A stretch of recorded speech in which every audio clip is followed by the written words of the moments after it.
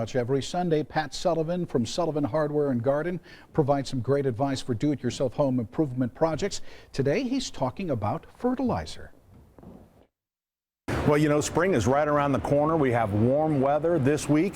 Now, you're getting bombarded with ads for fertilizer programs. And fertilizer programs is just a nice, easy way to remember how to take care of your lawn. Now, they really are no different than this is step one. So it's nothing magical. You're not getting anything different. It's just that sometimes people get things out of order. Now, the other thing is people tend to jump the gun. Step one, which is a fertilizer and crabgrass control right here, needs to go down. In our area, we like to put it down the third week of April or so. Unfortunately, you'll see a lot of the professional guys, they're already out there doing, putting lawns because they have a lot of lawns to do. But if you're doing your own, you want to put this down about the third week of April or so. Now, you've got to remember, when you do this, no planting grass seed, because not only does it prevent crabgrass from coming up, it also prevents regular desirable grass. So if you have seeding to do, you either get an alternative step that allows seeding, but then it's not as effective on the crabgrass, or you just avoid those areas. You got to remember, crabgrass generally doesn't grow in the shade, so if it's shade areas, you don't just avoid it with the crabgrass control. Broadleaf weed control and fertilizer is step 2, and then step 3 and step 4 are just fertilizer programs. Now, here's my problem with this.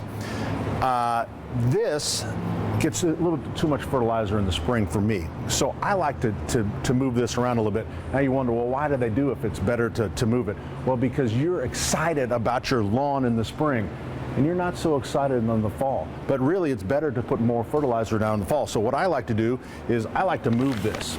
I like to put step 2 all the way here in September. So what I would do is I would do it like this. I would put this down in the third week of April.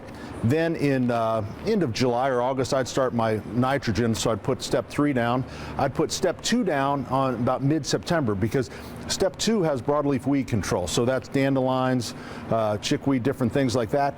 And it's better to treat those. You get a more complete kill in September than you do in the spring. And then in November, you put down an application. So 75% of your fertilizer is going down in the second part of the growing season. Now you say, well, what about the dandelions? You're right, you got to do something. So you spot treat in the spring, and you'll end up burning the tops off the dandelions and the other weeds, so that way your neighbors don't go after you. So, but for more complete kill, you do it like this. So a little difference. But again, if you're a fertilizer company, you can't do this because you'll go broke.